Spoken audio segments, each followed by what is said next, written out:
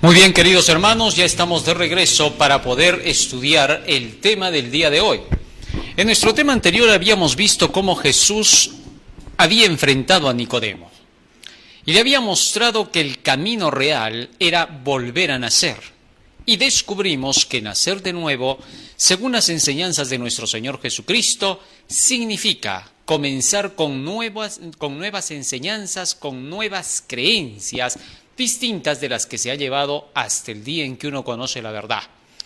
Todo cuanto nosotros vivimos en este mundo debemos recordar que no es la realidad. Simplemente estamos de pasajeros en esta tierra, como extranjeros y peregrinos. Y en este mundo hay quienes han hecho parte de este mundo su vida. Satanás junto con sus ángeles han venido engañando a la humanidad desde el principio del mundo, guiándolos por un sendero de educación errada, totalmente opuesta a los principios de la realidad. Ha introducido una fantasía que se llama la mezcla del bien con el mal. En el cielo él quiso ser igual a Dios. Buscó siempre la lucha y la pelea por querer que Dios comparta su divinidad con todos los seres creados. De ahí es que nace la idea del panteísmo. El panteísmo enseña que Dios es un ser inmanente que está distribuido en toda la naturaleza, que todos somos Dios en el fondo. Esta creencia del panteísmo fue inventada por Satanás, ya que él quería el poder divino y quería que Dios repartiese su divinidad. A eso le llamaba él la igualdad real, una falsa igualdad, que ha impuesto en esta tierra bajo las mismas ideas en las que enseña que la igualdad de la humanidad será cuando todos tengan todos por igual en la tierra y que se les reparta a todos por igual aunque no hayan hecho lo correcto. Bueno, la creencia de Satanás es que nadie se perderá, sino que todos al morir se van al cielo, se van a disfrutar del paraíso y que por lo tanto todos tendremos que repartir todo lo que tenemos. Sin duda, la Biblia no enseña así. La Biblia enseña algo distinto, que la igualdad está en la creencia, en la enseñanza, y que esa igualdad de creencia y enseñanza hace que todos los seres humanos se amen los unos a los otros, y que el que tiene más comparta y ayude al que tiene menos, pero nunca se enseña que el que tiene más se le quita a la fuerza para dar a los que no tienen. Eso no enseña la Biblia, ¿no? Eso es lo que Satanás quiso enseñar desde el principio.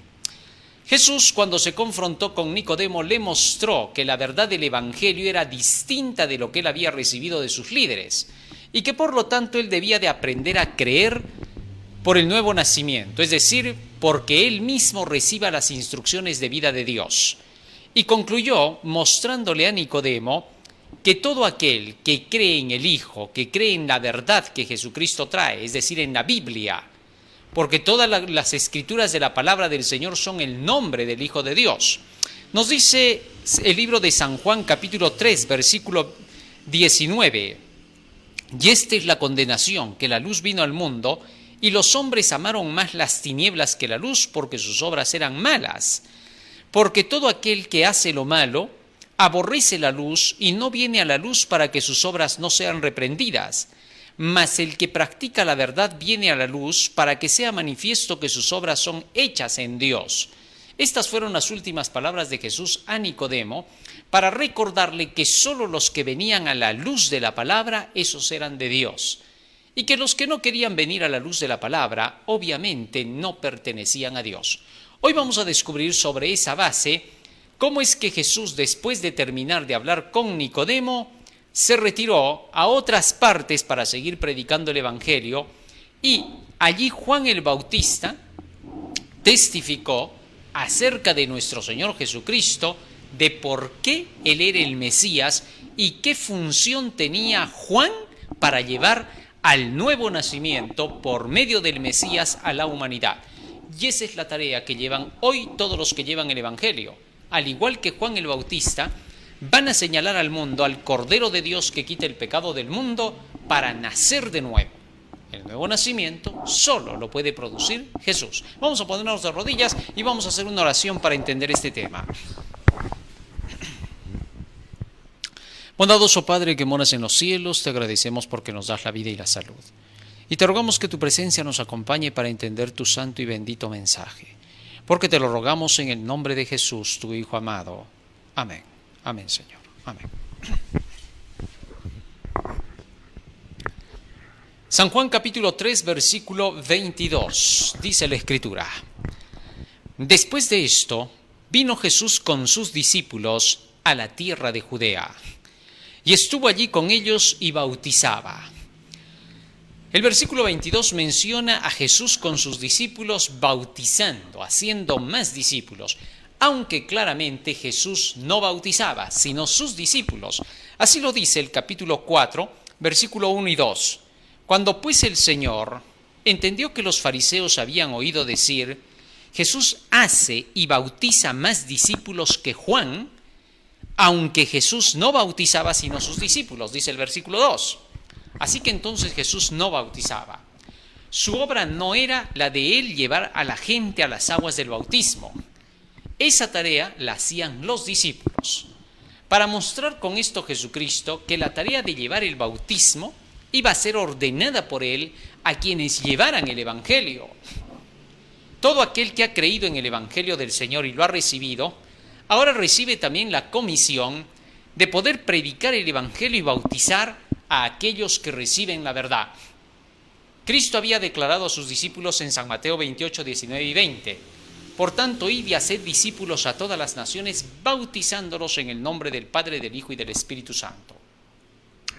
Esta comisión no fue dada solo a los ministros, a los que están ordenados por imposición de manos. Esta comisión le fue dada a todo aquel a quien Dios llama para proclamar el Evangelio de la verdad, a personas que estén capacitadas con la verdad del Evangelio. Estas son las que Dios, por medio de su Santo Espíritu, capacita para poder llevar a cabo esta labor. Muy bien. Así que entonces Jesús no bautizaba, sino ¿quién? Los discípulos, para que no se le viera solamente a él como líder haciendo esta tarea.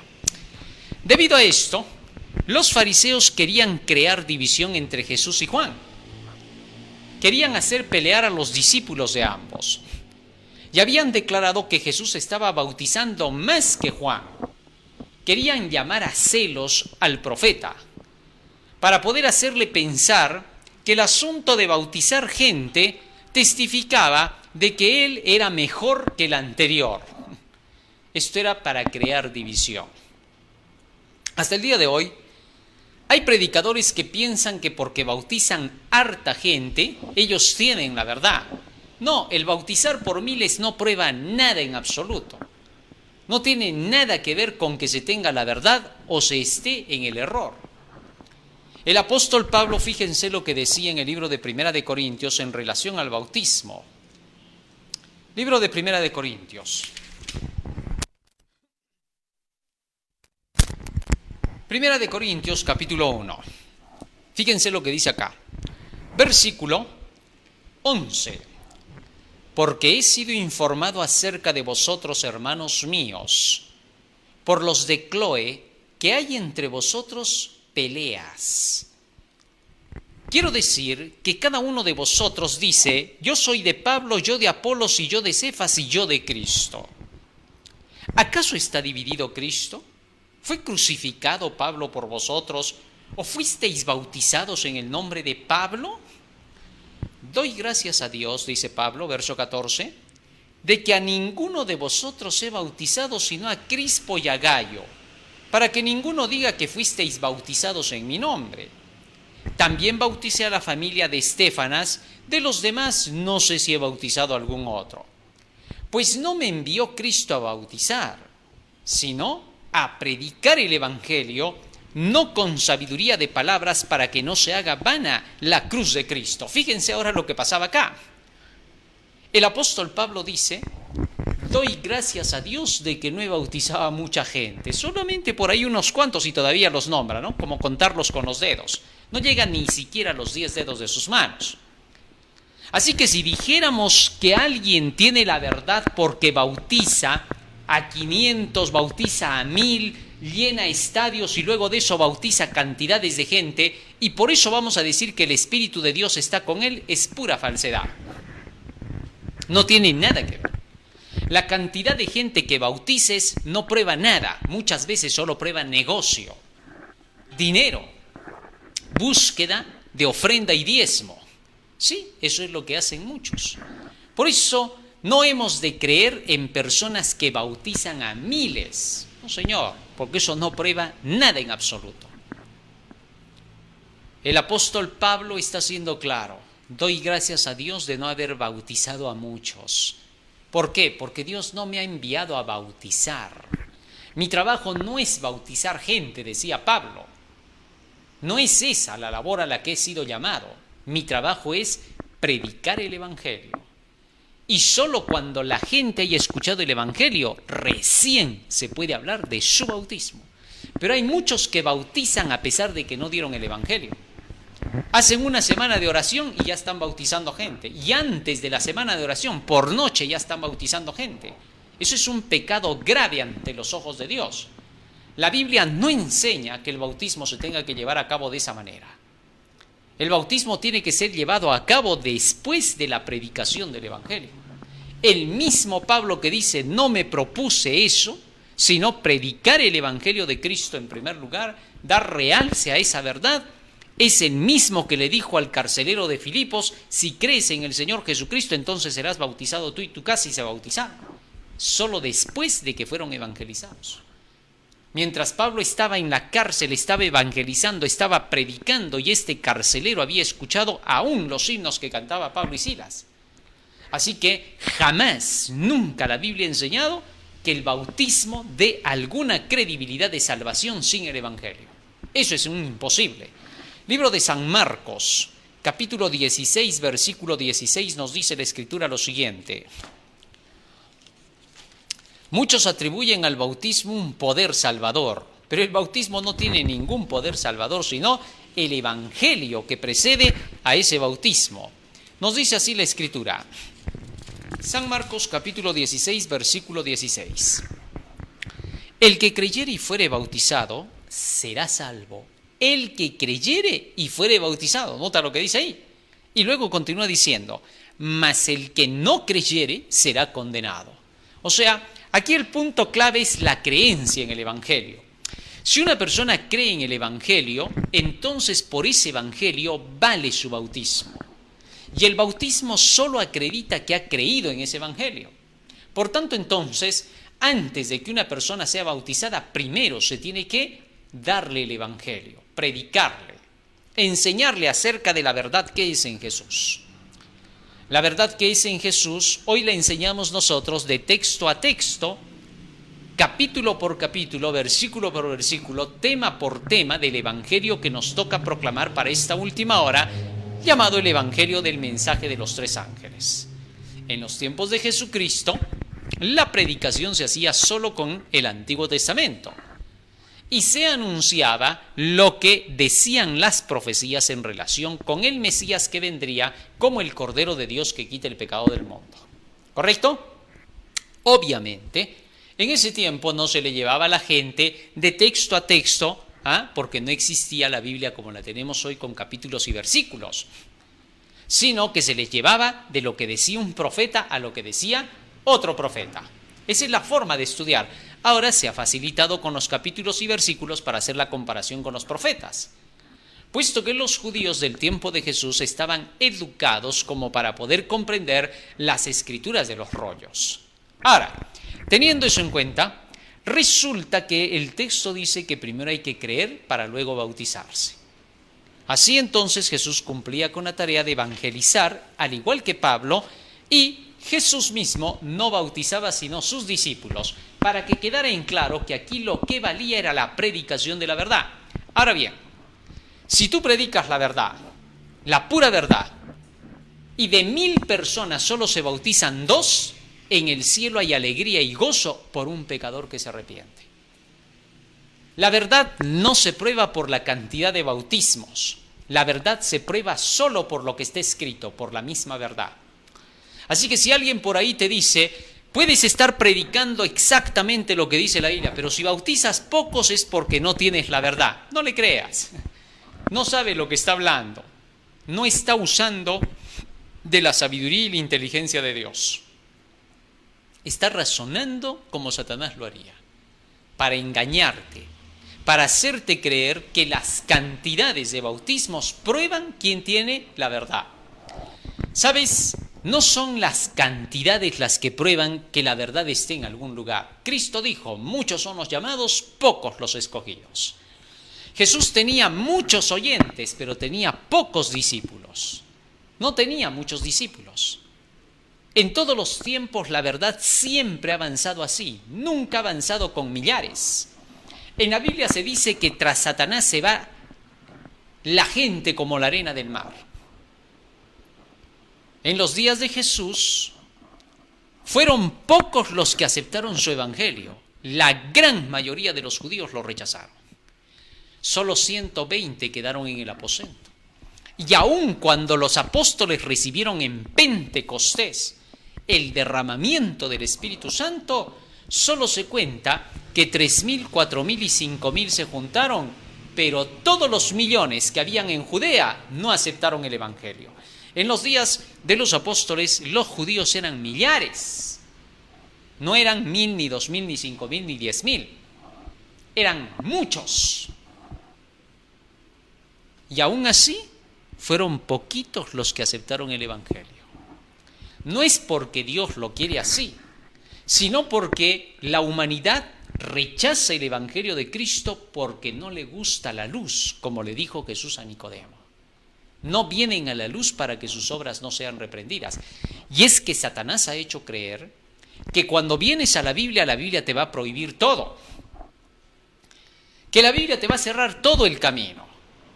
Tamaña mentira, porque eso no es verdad.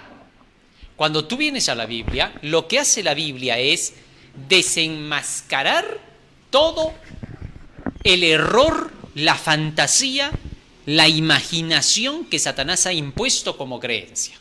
¿Te das cuenta? Eso es lo que pasa. Es, por ejemplo, como que tú vinieras a un libro y ese libro te mostrara a ti que hay ciertos alimentos que no son, o mejor dicho, ciertos productos que no son para alimento, que son silvestres. Por ejemplo, el libro te podría decir así: en primer lugar, no todas las plantas son comestibles, porque hay plantas venenosas. Así que vas a tener cuidado con las plantas al tener que seleccionarlas para comer. El libro lo que estaría haciendo simplemente es mostrarte que hay ciertas cosas que son un peligro para ti. Eso es precisamente lo que hace la Biblia. La Biblia te muestra todos los inventos fantasiosos que Satanás ha hecho a través de todos los tiempos para desviarte del camino del éxito, del triunfo y de la felicidad. ¿Te das cuenta?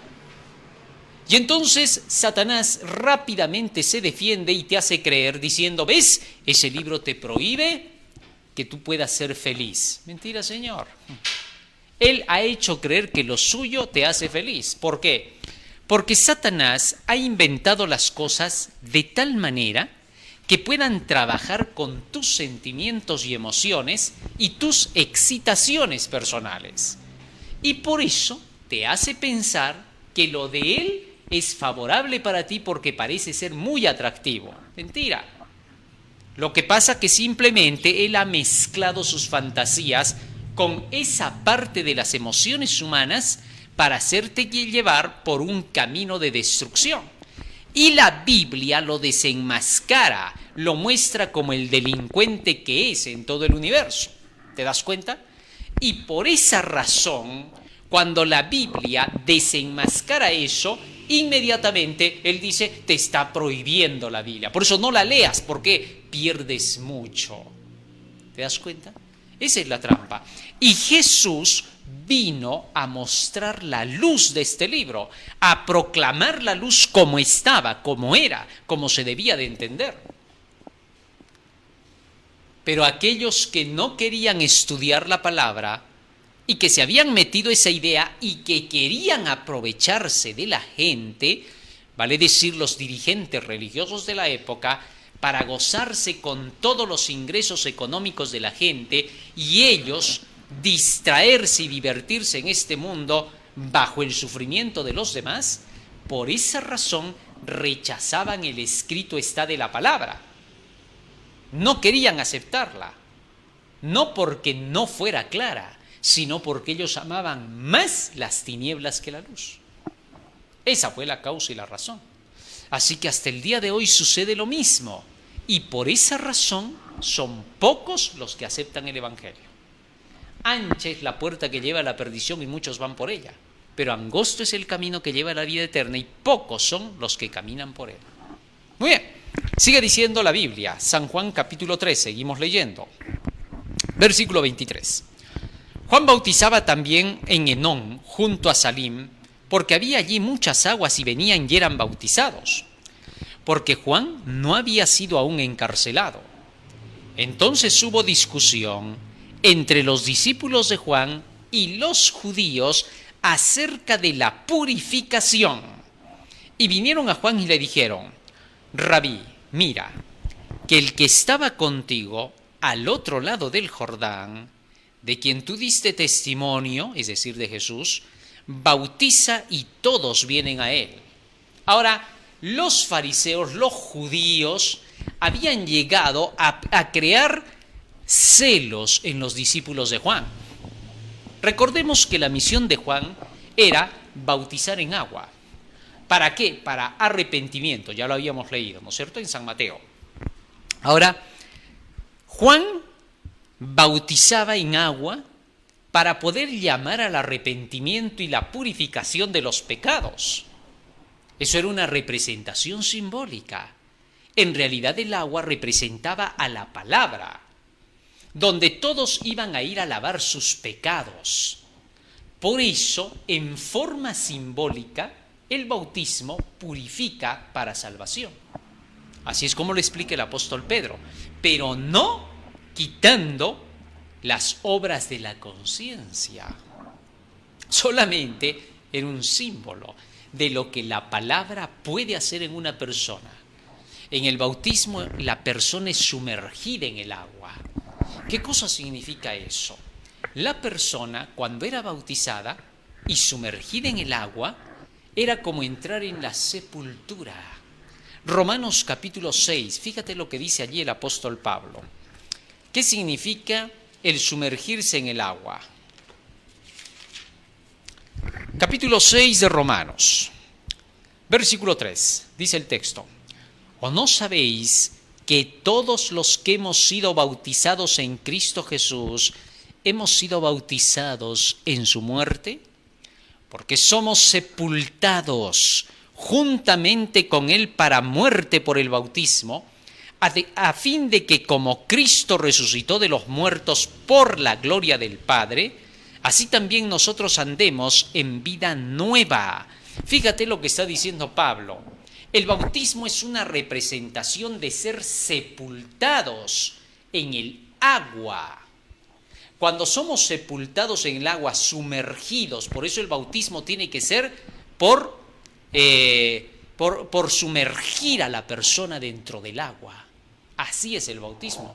No como se ha querido hacer creer a través de los tiempos que solo es por aspersión, ¿no? Un poco de agüita sobre la cabeza. No, señor.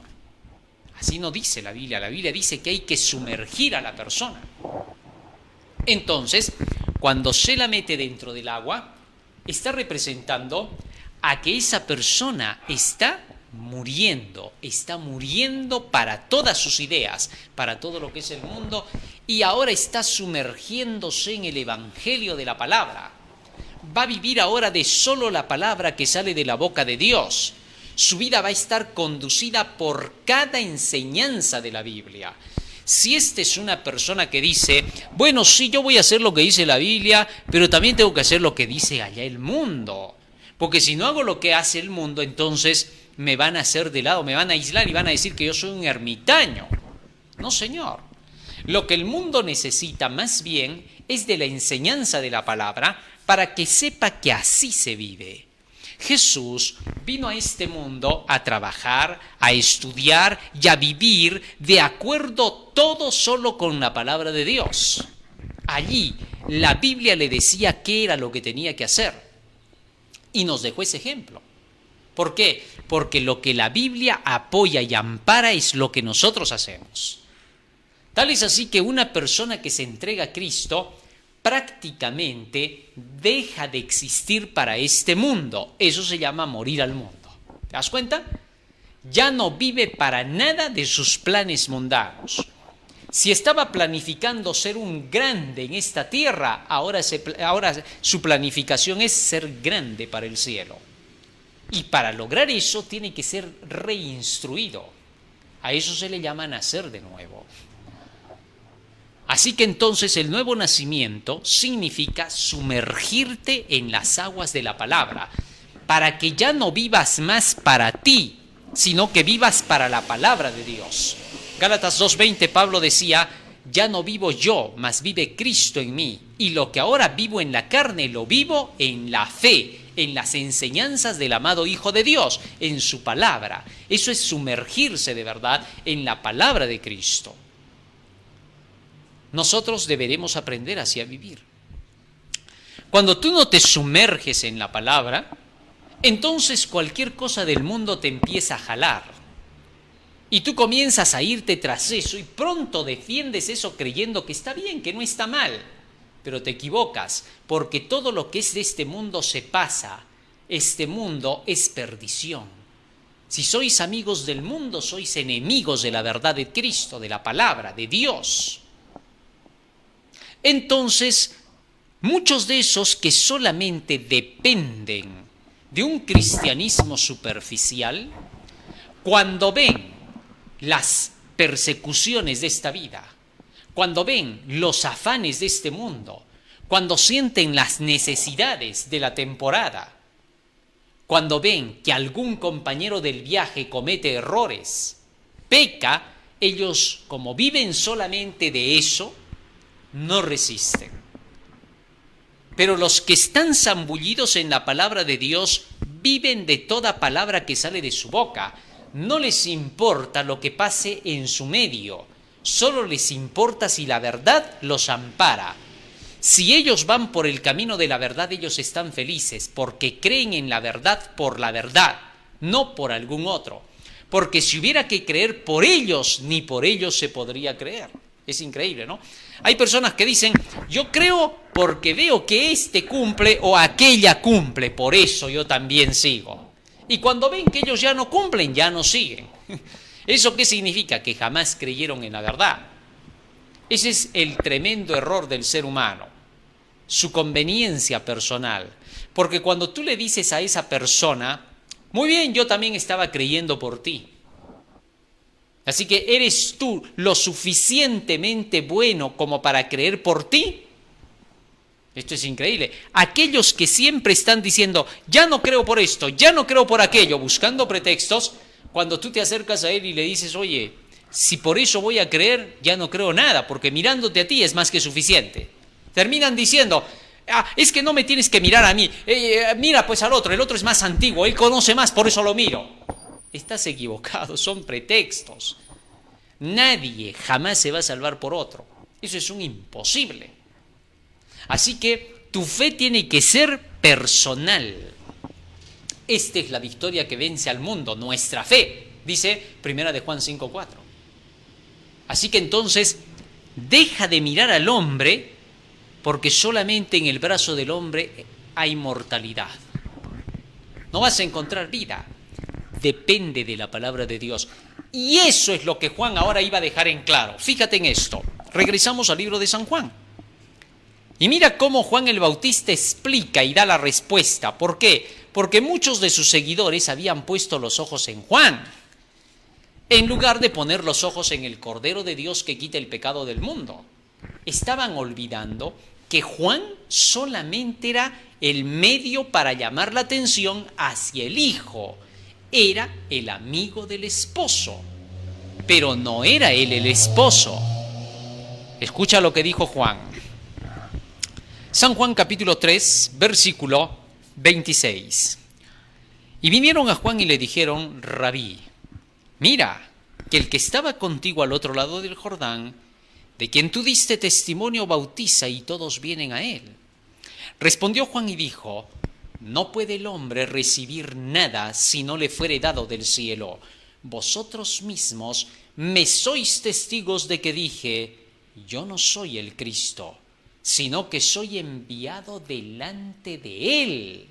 Y sigue diciendo más, verso 29, el que tiene la esposa es el esposo, Jesús es el esposo. Así lo dice 2 Corintios 11, 1 y 2. En la parábola de las 10 vírgenes, Jesús se presenta como el esposo. Así que entonces Juan está diciendo, el que tiene la esposa, es decir, la iglesia, aquel que dirige a la iglesia, aquel que es el marido, el que va a conducir, a quien la iglesia tiene que obedecer y seguir, es el esposo, es Cristo. Y luego sigue diciendo, el que tiene la esposa es el esposo, mas el amigo del esposo, Juan el Bautista ahora se presenta como el amigo, solo es el amigo del esposo, es el que ahora, yendo con este novio, le ayuda para que la novia esté siempre con él y se alegra cuando los logra juntar. Esta es la maravilla, los reconcilia. Como que el esposo viniera y le dijera al amigo, oye, ¿sabes qué? Estoy peleado con mi esposa. Ayúdame, pues, dame una manito.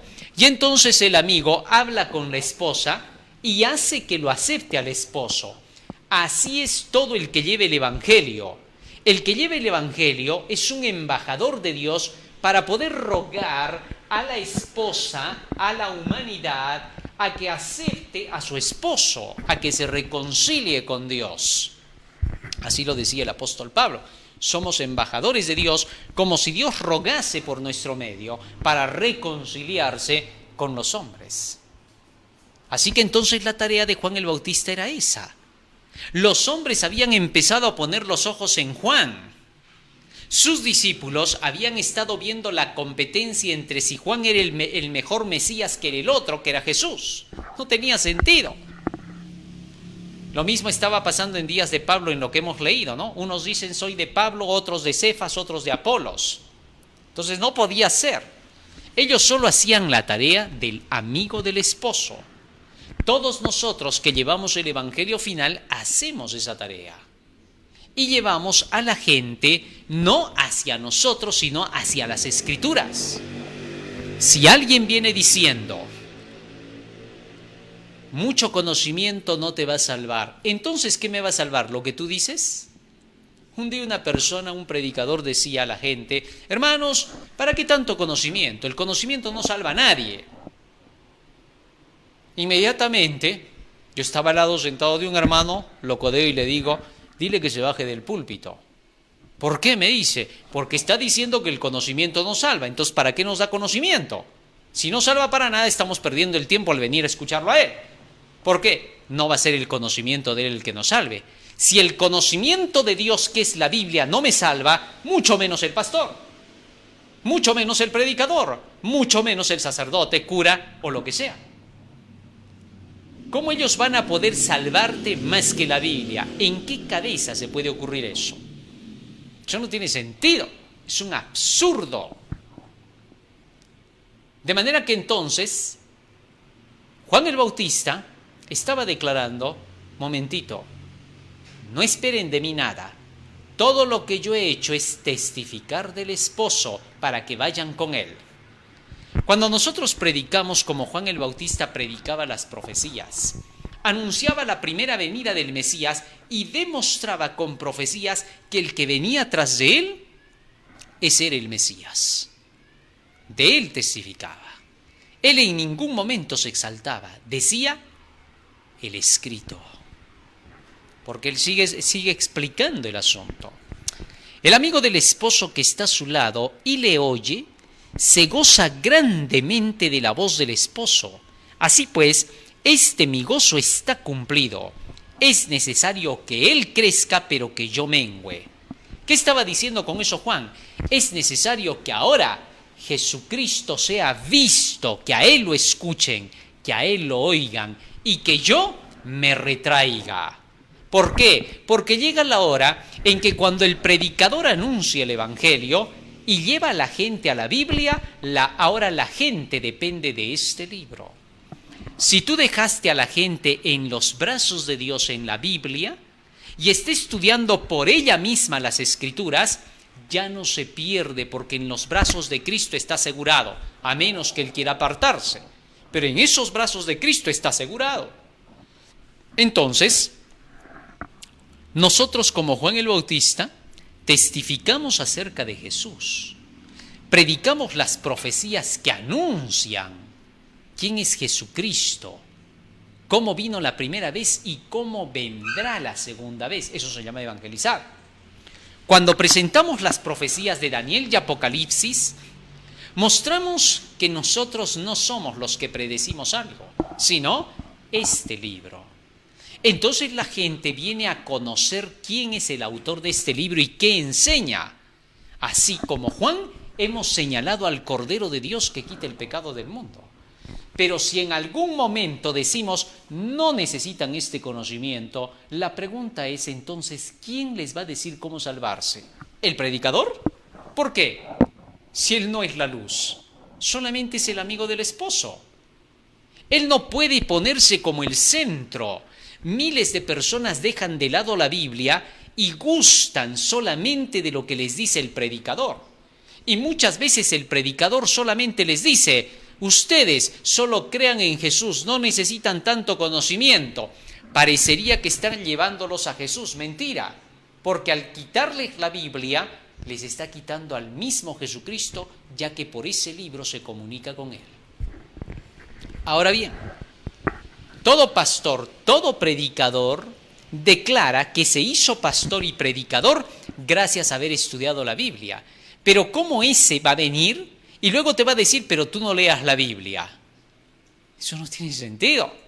Él sabe que ha encontrado la verdad a Cristo en la palabra y ahora no quiere que otros vengan a la palabra. Pero dice que este libro fue el causante de que él sea un pastor. No le creas. Es simplemente un embustero. Nadie puede conocer a Cristo si no es por la palabra, por el Evangelio. Cualquiera que diga, yo conocí a Jesús sin este libro, yo lo conocí a él personalmente, no le creas, porque Cristo fue claro cuando dijo, cuando alguien diga, esté en los aposentos, en el desierto, no le creáis, porque como el relámpago que sale del oriente y se muestra hasta el occidente, así será la venida del Hijo del Hombre. Jesús no va a instruir a nadie fuera de su evangelio. Eso es un imposible. Cuando se encontró con Pablo en el camino a Damasco, Pablo le dijo, ¿quién eres, Señor? Y Jesús le dijo, yo soy Jesús a quien tú persigues.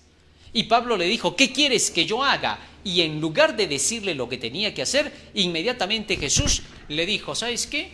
Te vas hasta la ciudad y buscas a un tal Ananías. Ahí se te dirá lo que tienes que hacer. ¿Por qué? Jesús en ningún momento, cuando llamó al apóstol Pablo, se encargó de darle conocimiento sin utilizar a los que había dejado con el Evangelio. Ellos tenían que encargarse de evangelizar. El Nuevo Testamento se estaba compilando gracias a estos apóstoles que Cristo dejó. Y todo lo que habían recibido como enseñanza de Jesús, ahora ellos se lo iban a dar a él, a Pablo. ¿Para qué? Para dejarnos el ejemplo de que una vez que nosotros recibimos el Evangelio por parte de alguien que nos lo predica, ahora tenemos que ir a ver el testimonio de aquellos a quien Jesús dejó, a los apóstoles, para que ellos nos digan la verdad que debemos de seguir. Por eso, cuando tú aceptas el Evangelio predicado por alguien, ese alguien lo primero que tiene que hacer es llevarte al libro, llevarte a la Biblia para que dependas de la Biblia y no de él. Porque donde tú empiezas a depender del hombre, fracasas. Libro de Jeremías, capítulo 17, versículo 5. Fíjate lo que dice allí. Jeremías, capítulo 17, versículo 5. Esta es la lección que muchas veces dirigentes de iglesias no gustan de entender, no quieren aceptar. Porque dicen, entonces, ¿para qué estamos puestos nosotros? Están puestos como Juan el Bautista para señalar al Cordero de Dios que quita el pecado del mundo. pero nadie los ha puesto para ser ellos los Mesías, los que le tengan que decir a la gente lo que tiene y lo que no tiene que hacer, los que tengan que hacer las reglas para poder manejar a la gente a su antojo. No, señor, eso no enseña la Biblia. Juan el Bautista no hizo eso. Juan el Bautista solo llevó a la verdad a la gente y les dijo: Él, del cual no soy digno ni de desatar las correas de sus zapatos, ese os bautizará en fuego y en espíritu. Interesante. Yo solo bautizo en el agua, decía él. Yo solo te sumerjo en la palabra. Yo solo te muestro la verdad de este libro. Yo solo te enseño que este libro es el camino, la verdad y la vida. Ahí te sumerjo. Pero luego de eso, el que te va a bautizar en espíritu y en fuego será el que viene detrás de mí. ¿Qué cosa es en espíritu? Cristo dijo: las palabras que yo os he hablado son espíritu y son vida. San Juan 6:63. Jeremías 23:29 dice el texto: no es mi palabra como fuego, dice Jehová. La labor de la palabra es la labor del Espíritu Santo, que nos trae el conocimiento y nos trae la prueba del fuego por la cual pasaremos para tener que renunciar al mal. ¿Qué cosa es pasar por la prueba del fuego? Es pasar por la prueba del conocimiento de la palabra, de nuestra fe. El apóstol Pedro explica el asunto. Primero leamos Jeremías 17:5. Así ha dicho Jehová: maldito el hombre que confía en el hombre y pone carne por su brazo y su corazón se aparta de Jehová. Fíjate lo que dice ahí. Maldito el hombre que confía en el hombre. Cuando tú dejas la palabra y tú sigues solo lo que dice tu líder, y tu líder te dice que el conocimiento de la palabra no te va a salvar, en ese momento comienza tu maldición. ¿Por qué? Porque todo lo que te dice tu líder no va camino al cielo. Todo lo que te diga él, pronto descubrirás que en la Biblia no está. Pero si el líder solo te guía con la Biblia y te dice la Biblia y la Biblia sola, ahora cambia la cosa. Porque encontrarás todo lo que él te dice en la Biblia.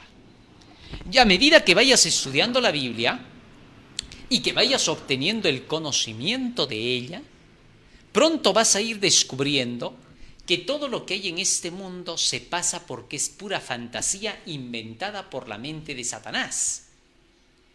Y entonces, mientras tú vas renunciando a la fantasía, ahora el mundo comienza a luchar contra ti, hasta tus propios familiares, porque están en la fantasía. Y es el momento cuando empiezas a pasar por la prueba de tu fe, la prueba de fuego. Así dice el apóstol Pedro, 1 de Pedro 1:7, fíjate lo que dice allí.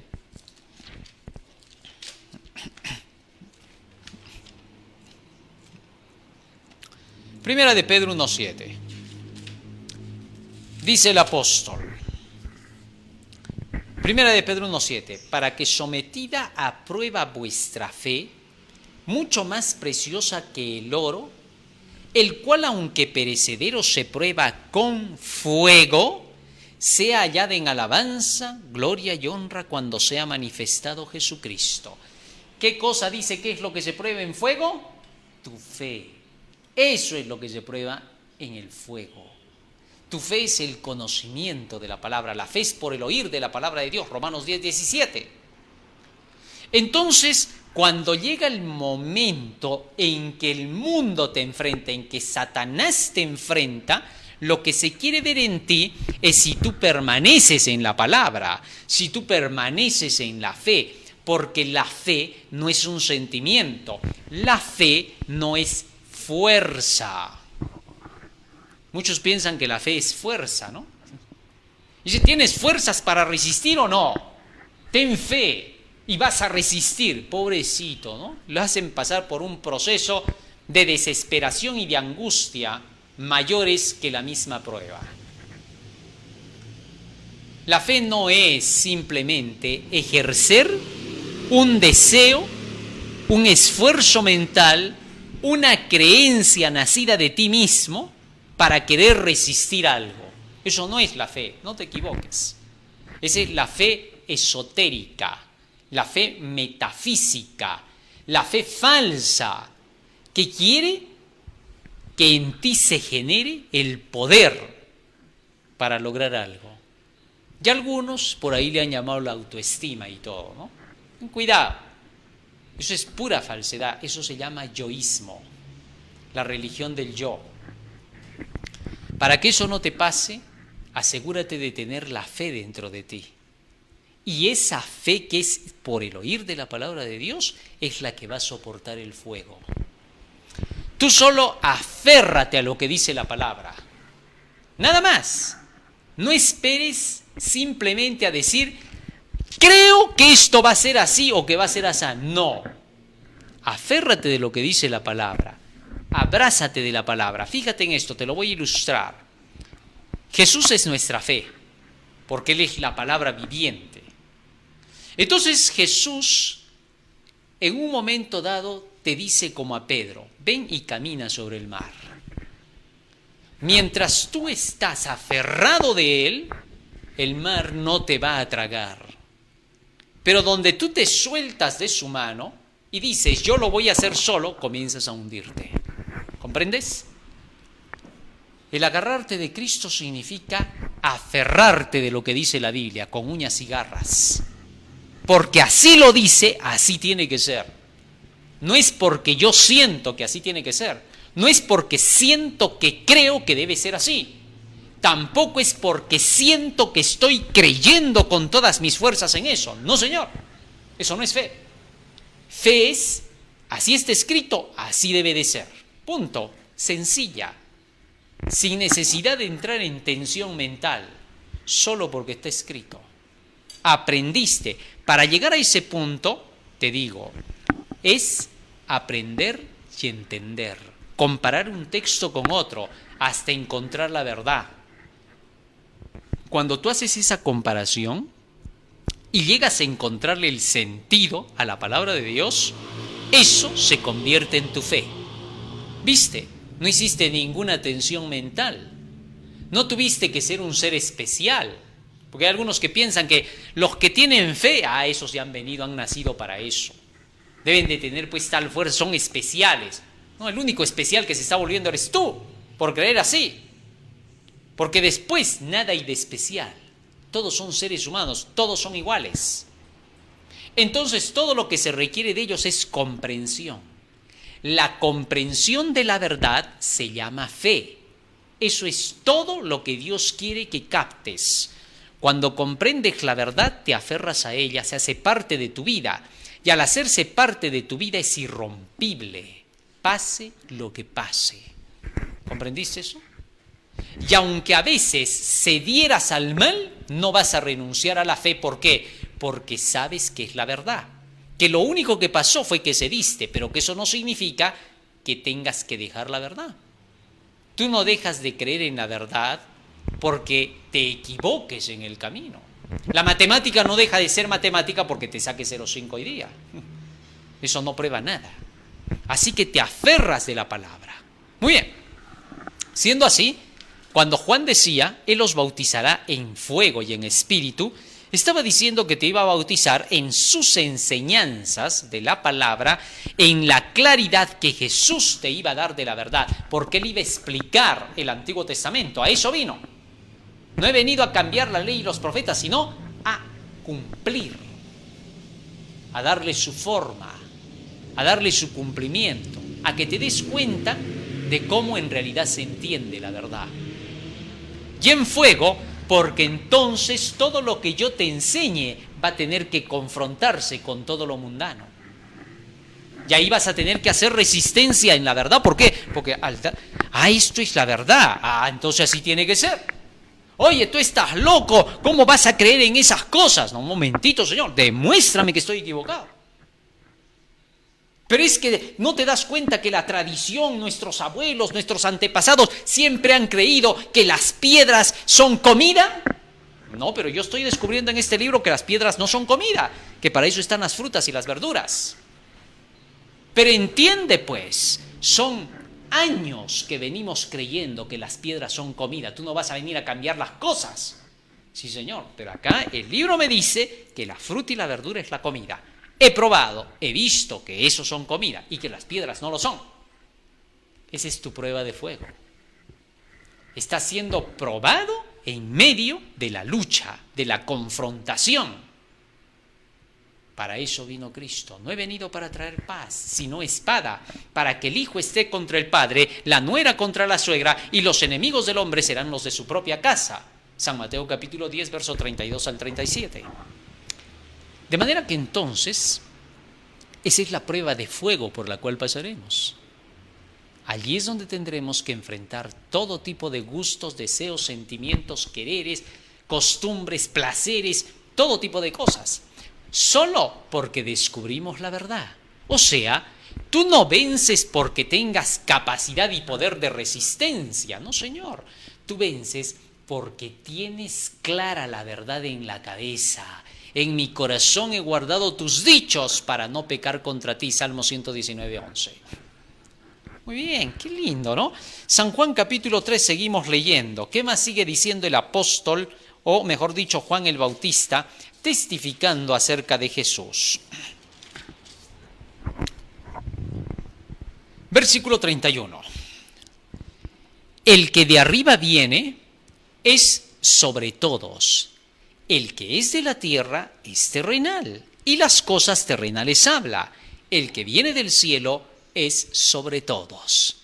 Fíjate lo que está diciendo ahora Juan. Todo el que es de esta tierra habla de las cosas de la tierra. Obvio. No puede hablar de lo celestial porque no ha estado allá. Y hablar de lo celestial significa hablar de la realidad. Y hablar de lo carnal, de la tierra, significa hablar de la fantasía. ¿Por qué? Bueno, sencillo. Porque todo lo que hoy cree el mundo está basado en lo que los filósofos, en lo que los pensadores han hecho creer hasta el día de hoy. Contrario a lo que dice la Biblia. ¿Te diste cuenta? El humanismo, el moralismo, todo eso simplemente es creado por mentes humanas, el perfeccionismo. El hombre siempre está tratando de decir cómo se tienen que hacer las cosas y le llama gran filósofo y pensador a veces a un necio que solamente vino a decir sus propias ideas y lo que él sentía, lo que él quería y lo que a él le parecía. Y como le acertaba en algunas cosas, porque todos los humanos somos parecidos, somos iguales, desde que el pecado ha entrado pensamos lo mismo, entonces parecería que el pensador y el filósofo que gasta por gusto tanto cerebro para nada, parecería que te está diciendo una verdad, como el horóscopo. Y por eso los hombres siempre buscan idolatrar a los hombres, porque en lo que dicen los hombres está el gusto de ellos. Pero ¿qué dice la Biblia sobre los filósofos y pensadores y sabios? Escucha lo que dice acá. Primera de Corintios capítulo 3. Esto es para que captes la idea, ¿no? Porque el hombre puede tener como eminencias a otros hombres, porque es su criterio. Tú escuchas que un hombre dice, oh, aquel hombre es un gran pensador, qué razonamiento. Y cuando tú lo escuchas, tú dices, yo no sé qué parte le habré escuchado, pero yo no le he entendido nada. ¿Por qué? Porque es su forma de percibir del otro. Es increíble cómo en el mundo se hacen regalos, ¿no? Premios Nobel, Pulitzer, etc. Dicen estos son eminencias para ellos. Ellos juzgan así. Ellos se han dado el crédito de decir quiénes son eminencias, cuando muchas veces se dan premios Nobel y Pulitzer y otros más a gente que ni siquiera lo merece. Ya lo hemos visto varias veces, en varias ocasiones. Es que un grupo de personas que se seleccionan a sí mismas y que se señalan a dedo que son poderosas en conocimiento según ellos, se ponen de jueces y determinan quién sabe más y quién sabe menos. Ese es el problema del mundo. El mundo, como es simplemente caído, las cosas caídas cree. Y las emociones y fantasías de diversos personajes a través de la historia, llamados filósofos pensadores, llamados inteligentes, llamados grandes físicos, químicos, biólogos, etcétera, etcétera, etcétera, dan sus maneras y formas de ver las cosas según su propia investigación, que en el 90% de los casos es negativa, y eso es lo que ahora se llama la verdad. Y es lo que sigue la gente. Es increíble. Y cuando tú le dices, oye, ¿y tú sabes si eso es verdad? Oye, no vas a hablar así. ¿Qué tiene? Te estás yendo contra el sistema. ¿Qué quieres decir? Es increíble cómo hay gente que nunca usó su propia mente y cerebro y simplemente espera del otro. Y como lo tienen como eminencia al otro, estos dicen, a este le tengo que creer, aunque estén equivocados. Hoy yacen en la tumba cientos y miles que creyeron lo que dijeron grandes pensadores y científicos de su época y que hoy se ha desmentido y que se ha demostrado que solamente fueron imaginaciones fantasiosas de la época. Y ahora, ¿qué van a hacer esos que yacen prácticamente en el descanso y quizás ya les sea para la eternidad, entre comillas, si creyeron lo que no debieron? Y solo lo creyeron porque alguien les dijo que había que creer porque ellos eran los especiales. Esa es la maldad del corazón humano, ¿no? Es increíble. En su libro Los grandes mensajes de Serge Raynaud de la Ferrier, quien se decía ser el Mesías, el Cristo, este hombre declaró que para esta época, en su nuevo orden mundial de la era del Acuario, había que darle todo el crédito al profesional y al sabio. Y que ellos iban a ser los que dijeran lo último para que los demás tuvieran que conducirse. Tal es así que ahora se dice, ¿es profesional el que te lo ha dicho? Ya. Entonces si no es, no vale. No le creas. Cuando a veces el que no era el profesional, sino el intelectual, el que era el autodidacta, tenía el 100% de la razón. Es que la necedad ha llegado a cubrir al hombre. El hombre ha olvidado que no basta con que te lo diga el llamado profesional, el científico, el reconocido o el popular, sino que tú tienes que investigar por ti mismo y tanto más en cuestiones de salvación. Escucha lo que dice el apóstol Pablo. Primera de Corintios capítulo 3, versículo 18. Nadie se engaña a sí mismo. Si alguno entre vosotros se cree sabio en este siglo, hágase ignorante para que llegue a ser sabio, es decir, deje de lado sus ideas preconcebidas y venga la verdad. Porque la sabiduría de este mundo es insensatez para con Dios. Pues está escrito, Él prende a los sabios en la astucia de ellos. Y otra vez, el Señor conoce los pensamientos de los sabios que son vanos. Así que ninguno se gloríe en los hombres porque todo es nuestro. Sea Pablo, sea Apolo, sea Cefas, sea el mundo, sea la vida, sea la muerte, sea lo presente, sea lo porvenir, todo es vuestro y vosotros de Cristo y Cristo de Dios. El apóstol Pablo no tenía pelos en la lengua, ¿no? De frente decía, si tú has creído que los filósofos, los pensadores, los sabios, llamados en este tiempo así, los que tienen 7 cartones y medio, son los que te tienen que decir a ti cuál es el camino de lo correcto, mejor rómpete esa idea de la cabeza, porque el único que te puede decir lo verdadero se llama Dios. Interesante. Eso es precisamente lo que nosotros como cristianos debemos aprender. ¿Qué cosa? Aprender que la verdad solo viene de Dios y de nadie más. Eso estaba diciendo Juan el Bautista. Por eso dijo, ustedes tienen que darse cuenta de que yo tengo que menguar y el que tiene que crecer se llama Cristo, la verdad, el Evangelio. Y termina diciendo Juan el Bautista, y lo que vio yo, esto testifica y nadie recibe su testimonio. El que recibe su testimonio, el de Cristo, este atestigua que Dios es veraz. Porque el que Dios envió, y escúchalo bien por favor, porque el que Dios envió, las palabras de Dios habla, pues Dios no da el Espíritu por medida. ¿Qué te parece? Porque el que Dios envió, las palabras de Dios habla. No habla otra cosa, no dice otra cosa. En eso se conoce al enviado de Dios. Más claro que el agua ya no puede ser.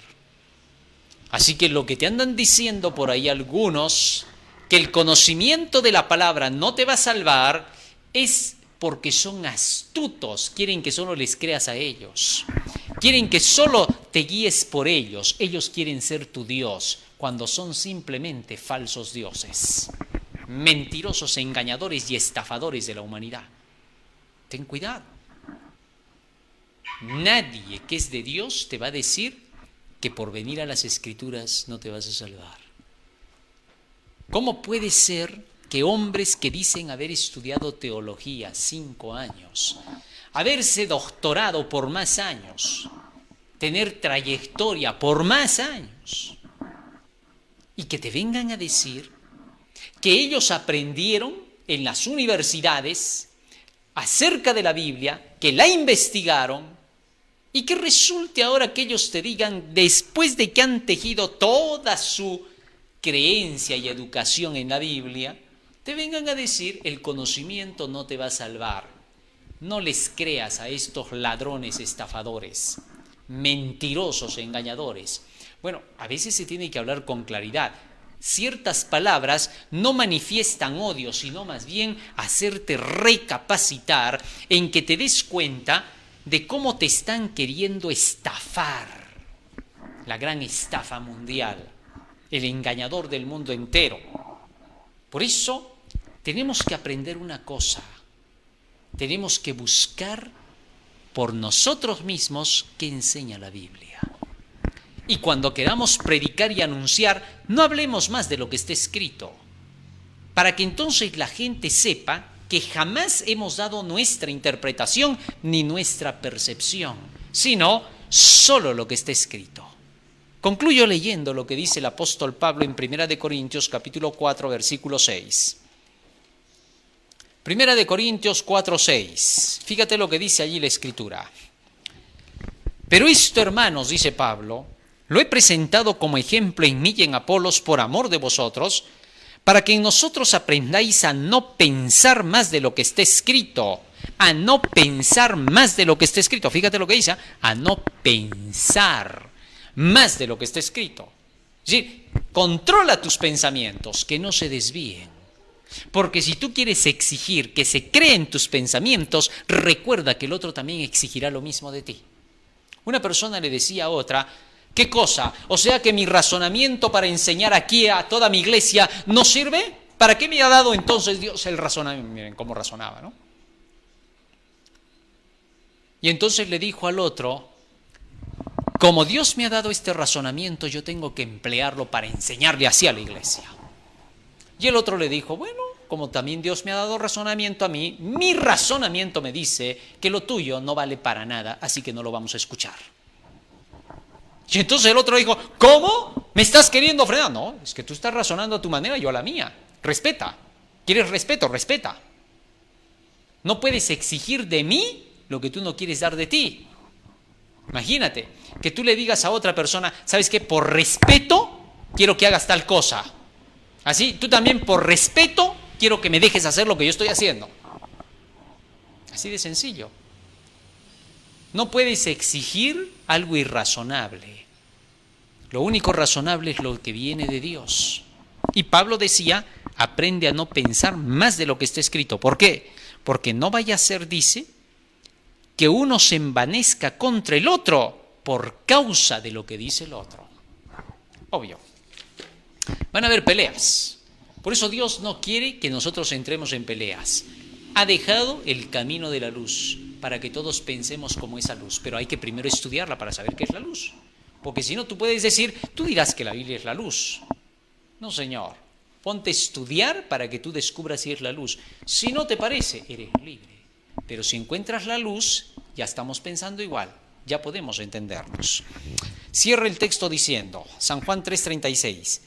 El que cree en el Hijo tiene vida eterna, pero el que rehúsa creer en el Hijo no verá la vida, sino que la ira de Dios está sobre él. Fíjate lo que está diciendo Juan, ¿eh? El que cree en el Hijo, el que cree en este libro, ya encuentra la vida, tiene la vida. ¿Por qué? Porque acá está la vida, güey. Así de sencillo. No es porque hay algo especial, aquí hay una magia, no. Tú crees en esto, estás creyendo en lo que es la vida real, te está diciendo en otras palabras. Pero aquel que no cree en la vida real, en la palabra, ya está condenado. ¿Condenado por qué? Por su propia acción. Es decir, no está creyendo, ya tiene un camino hecho. A ver si captamos esto. Lo que Juan está diciendo. El que cree que yendo por aquí al camino del abismo está por el camino correcto, ya se condenó por creer así. Es decir, solo se dio su sentencia para caerse en el abismo. Mas el que cree que por aquí está la vida y por allí se va hacia la vida, obtiene la vida porque camina por ella y vive. Sencillo, es todo lo que dijo. Aquí no hay, no quieres creer, ya está, condenado estás. No, no es una amenaza de ese tipo. ¿Por qué entender al revés las cosas? Está diciendo simple y llanamente que si tú decides irte por el lado incorrecto porque te da tu gana de hacerlo, estás condenado por ti mismo. Tú solito te diste tu condena, ¿por qué? Porque solo te elegiste el camino equivocado, sabiendo que no era el camino, pues está el abismo ahí. Eso es todo lo que está diciendo. Por eso, donde tú dejas de creer en el libro, en la Biblia, solo te condenas, porque sigues tus propias ideas y las ideas de otros que tú crees que son sabios. Pierdes tu camino. Mas los que siguen la verdad, como Juan el Bautista señaló a Cristo como el Cordero de Dios, tienen vida eterna. Así es como concluyen las palabras de Jesús sobre Nicodemo, que todo aquel que en él cree no se perderá, mas tendrá la vida eterna. Vamos a ponernos de rodillas y le vamos a pedir a Jesús que nos ayude a atesorar estas enseñanzas en nuestra mente y corazón, las enseñanzas del gran maestro, del océano de la sabiduría que se llama Jesús de Nazaret, el único maestro que ha tenido el mundo. Todos los demás son puros impostores. No lo decimos por contradecirles, sino porque la evidencia lo clarificó. Qué bonito. Vamos a ponernos de rodillas para orar. Bondadoso Padre que moras en los cielos, gracias te damos por las palabras benditas de tu santo libro, porque tú eres, Señor, nuestro guía y nuestra luz, porque en ti, Señor, esperan todos tus hijos para recibir la vida eterna. Por eso te suplicamos que nos ayudes a depender cada día más de estas Escrituras, que puedan ser, Señor, parte de nuestra vida y existencia. Quédate en el día de hoy con nosotros y guárdanos en tu amor. En el nombre de Jesús. Amén. Amén, Señor. Amén. Muy bien, querido hermano, hoy hemos aprendido un hermoso tema más en las enseñanzas y vida de nuestro Señor Jesucristo. No te olvides que estamos en Facebook, estamos en Twitter, estamos en YouTube a través del canal El Último Llamado Divino. Hashtag El Último Llamado Divino, Departamento de Publicaciones del Tercer Ángel del Último Llamado Divino, Asociación de Universitarios Adventistas del Último Llamado Divino, Magazine de Buena Fuente con el mensaje de los tres ángeles en Radio Líder, AM 1240, FM 987, 5 de la tarde con las enseñanzas de nuestro Señor Jesucristo. Y estamos en YouTube 9:03 de la tarde con Daniel y el Apocalipsis. Que el Señor te bendiga, que el Señor te guarde y que tengas un feliz y hermoso sábado. Amén.